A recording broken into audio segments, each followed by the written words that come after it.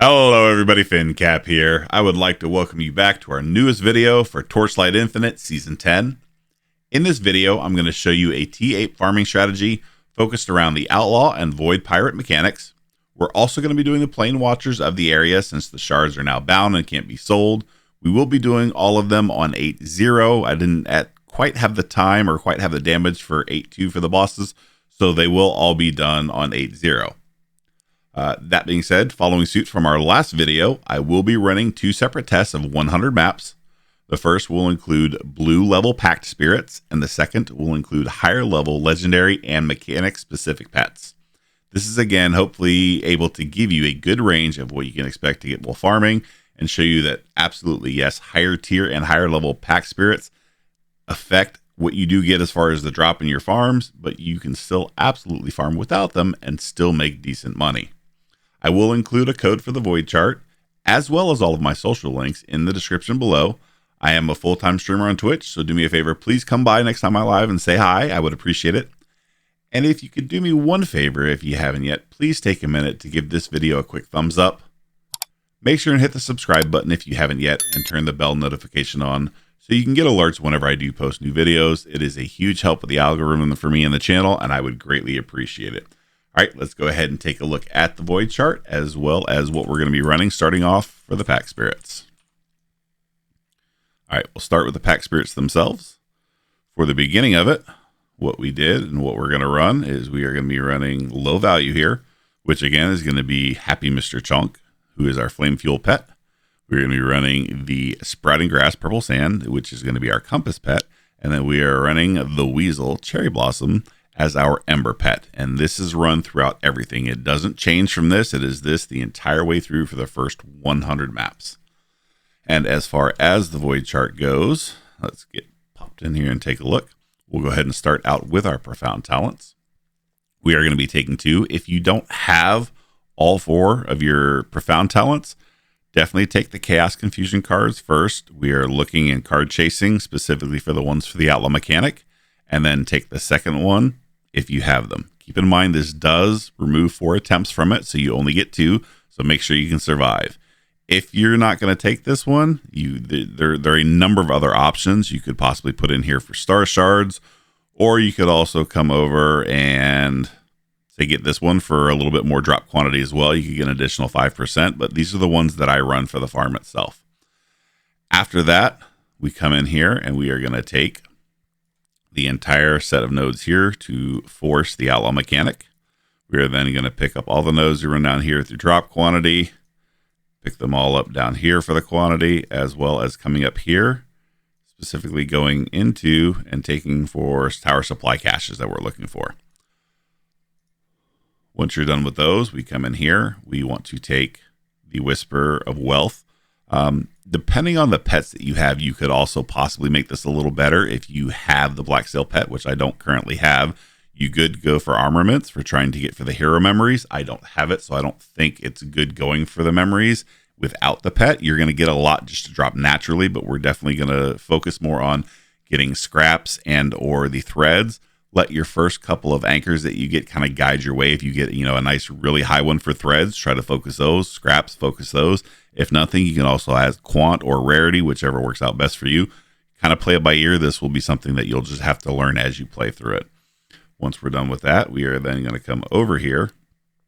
And again, this mechanic does really well on drop quantity. So we are going to add Netherrealm Resonance, and I pretty much add this to almost any one that I do as far as Void charts, just because you get a lot of it running and killing the bosses, and it sells really well, and you pretty much should never not be able to sell it. Now, I grab the Winding Key here. That's up to you. I grab this specifically because I changed my chart a lot, and it just helps offset the cost a little bit. Put it in, don't put it in, that's up to you. And then we're going to go in and take the couple of quant here. If you have any more points, you can put more in. Add, you can come up and grab some more quant up here, but that's really up to you. But that just shows the Void chart. And again, I will leave a link for this Void chart specifically down in the description. But there's that. I'm not going to show you a map because we're not running the same one. We are running a bunch of different ones. We are running all of them in Thunder Waste, and we are card chasing, specifically looking for cards that look like this. Anything that has the bus on it is anything that we're looking for. If you see a bus, it's your priority. Outside of that, whichever one you have that gives you the most quantity that you can get. That being said, I'm going to go ahead and run 100 of them. I'm going to give you a short little time lapse just to show you how I run them, but I'm not going to give you a voiceover run, but enjoy that. And I will see you back here when we do our first breakdown of the inventory from the first 100. All right, real quick, just because I almost forgot, before we get started with your phenomenal time lapse, one other thing that I did forget to mention and is actually kind of important to this is we are going to be running again in Thunder Waste, but we are going to be using the Returning Blacksail Compass. This basically allows us to use the anchor twice at the end of each map. So we get to fight the boss every 3 maps instead of every 6 maps. So just FYI, make sure you have this. This is definitely part of the farm. So here it is. And now I'll throw you to your time lapse. Enjoy.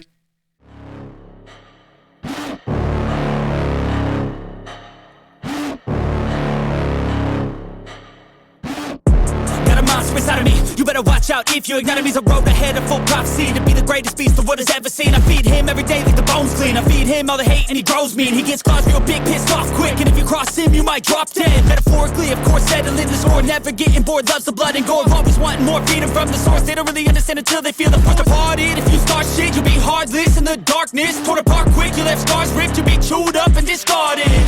And this world ain't right, won't accept it. Negative energy, I expect it. Once it's in your mind, it's infectious. So fight for your life and reject it. You better give me space, I'm protective. My adrenaline spikes when I'm threatened. And if you stay in my way, I'm aggressive. Cause when there's no exit, I'll kill when I'm desperate.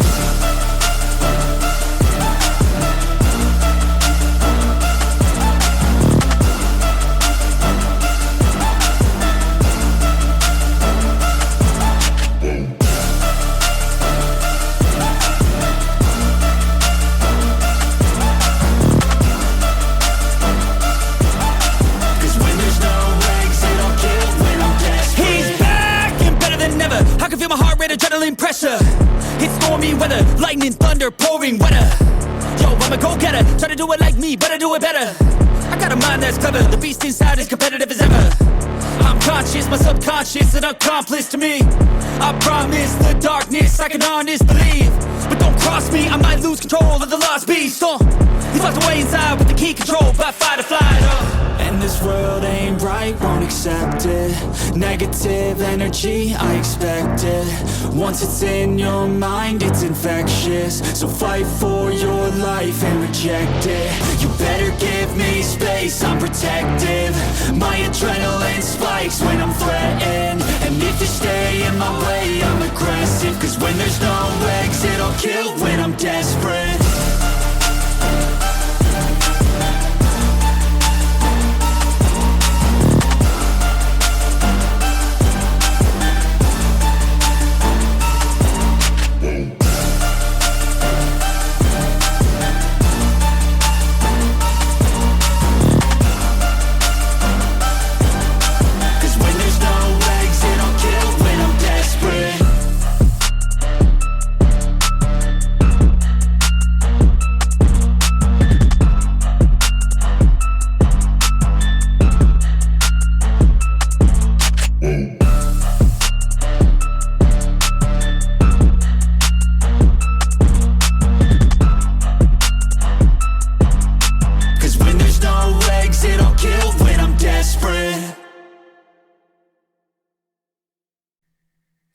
Okay, and I have just finished our first set of 100. I'm not gonna lie, boys, that 100 maps is a bit longer than it takes to do the boss rushing, but we're gonna do it because I told you I would. We're gonna do 100 more, but just to give you a quick breakdown and to show you again with the Pactspirits, I did nothing but use the lowest level ones that I could. Again, we use Chonk here for flame fuel. We use Sprouting Grass here for the compasses, and we use the Weasel for embers. Once we get ready to do the next 100, we are going to use the highest possible pets, including mechanic pets, so we can get the kind of spread that you're going to get from very low to decently high, not max, because I don't have them maxed, but you'll get the point. But also just to show you the inventory that we've gotten so far, pretty much all of these are worthless. I've price checked a good portion of these already. Most of them are worthless. They'll probably just get scrapped. There's maybe one or two worth about 20, but they're all pretty much worthless. We didn't get any skills yet. We did run all the bosses, no priceless drops. Here's a look at the inventory here, and then here's a look at what we got for the inventory here. I'll record all of this, and then we're going to start the next 100 with all the increased stuff, and then we'll go from there. So I'll see you guys back here when we get ready to start the next 100. All right, and we're back. We're getting ready to start our second round of 100 beacons. Now with this, again, we have updated all of our Pactspirit plans. We are going to be running, for the main one, our normal flame fuel setup, which is going to be chalk, surging, and chunky. And then we have set up our pack plans for basically all the stuff. So carjack, I have it set up with one. I have one of the carjack pets, not the main one, but one of the lower ones. Same thing for the tower. We have set up here, when we enter, is going to start with our flame fuel setup. We have Blacksail and Cube set up. The Blacksail, I do not have the main pet for, like the legendary. I do have the two lower pets. Cube, I do have all three pets at level 1. Dream, I have all three pets. The legendary is at level 1. And then I think that should be it. Everything else should be just set on our normal flame fuel pet. So we ran the first one with none of these. We only ran it with our original low value one, which was all three of these. We're going to run this next set with all our high values, so you can kind of get the difference, as well as, let's take a look here. We have completely emptied our inventory other than the beacons. I have a little bit more here than we needed because I just bought extra for me, but we are going to be running 100 total. I'm going to do those as well as all the bosses. We're going to do all of them on 8-0, just like we did on the last set. And I will see you guys back here after the next 100 for the inventory reveal. Hello, everybody, and we're back from our last round of 100 maps. I'm not going to lie. These 100 rounds for these are pretty long and pretty tedious, but we are finished with our second round of 100. Just to give you an idea what you see here. Now, I am going to put it in there, but I won't actually include it in the total itself, but we did get one really decent hero memory. With this one, we're probably going to end up selling it. We won't destroy this one, but all the rest of them are all pretty crappy. So they'll most likely all just get done. We did get one corner as well. We'll see. 35-40. We'll try to sell it, but we'll add that one on there. We didn't get nearly as many ultimate embers as we did this time, which you'll see in the other breakdown, but just to kind of also see what we got here and what we got here. Now, one thing I will specifically say with this run versus the first run, we got super, super unlucky on the second run as far as cards go, the chaos cards. We got very little in the way of the one for Outlaw. We got a bunch of them on the first run, and I think that helped our total on that one a bit. But this one, we got super unlucky with it. But I'm going to go get this one all totaled up, and then I'll be back for the complete breakdown of everything and my opinions of either how to make it better or something else you can do. So I'll see you guys back here in just a couple of minutes. Alrighty, and we are back with a bunch of totals, and kind of interesting totals at that. I will start out by saying, so the first run over 100, we definitely got a little better drop-wise on items, as well as much better luck on the chaos cards. Definitely less in the pure FE, but much better on other things. With this one, as you can see, it took us a total of 212 minutes. Keep in mind, I did add 15 minutes onto the actual time. That allowed for what you would normally spend to purchase your beacons and then selling the stuff at the end. It was 100 map total, and our profit per hour was C316. Now, this is just a base. It is actually a little higher if you count all of the drops, which I did not, and I'll go into it why. But just so you can see kind of everything that we got here in the current prices. Now, again, this is updated yesterday or 2 days ago on the other one, but I update these manually because they are a little off at the time of the recording. But this just gives you an idea. We got a couple cards in there, some cores, got some embers. Now, where it's kind of different a little bit is the ultimate ember. I only put one in. We actually dropped 21. I had 2 rounds of 10 drop. So if we were to add the correct price for that in, that would skew our numbers just a little bit, as well as I didn't put the couple of hero memories that we had here. If we were again to add these back in, it would change our numbers just again. But I didn't, so this is high end if you included everything, which I did not. And let's take those back out, and we'll go back up here, and we'll put our one back in. It takes us to about 316. This will vary depending on what you is. These are also run with There are 2 level 6 and 1 level 3, I believe, but they're all blue level pets. You know, something that almost anybody should have. I've run these again without pets, but this is kind of just to show you this would be roughly low end. And surprisingly enough, we're going to swap over to the high end, and the results are honestly not that different. With the high end, it took us a little bit longer, 220 minutes, same thing, 100 maps, 15 minutes added into the time. We were only at 319 per hour. And here's why I think we made a lot more in just pure FE profit. We definitely made more in FE per hour, but we got a lot more compasses and item-wise luck in the first run.